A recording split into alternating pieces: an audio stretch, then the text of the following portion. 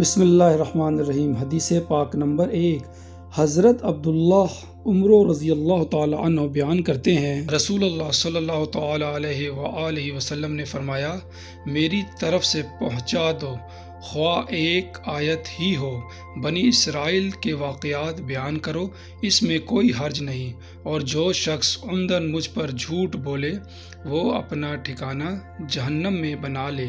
راوی البخاری شریف۔ حدیث پاک نمبر 2، حضرت ابو ہریرہ رضی اللہ تعالی عنہ بیان کرتے ہیں، رسول اللہ صلی اللہ تعالی علیہ وآلہ وسلم نے فرمایا، شہداء 5 قسم کے ہیں: طاعون کے مرض سے، پیٹ کے مرض سے، ڈوب جانے سے فوت ہونے والا، کسی دیوار وغیرہ کے نیچے دب کر مر جانے والا، اور اللہ کی راہ میں شہید ہو جانے والا۔ متفق علیہ۔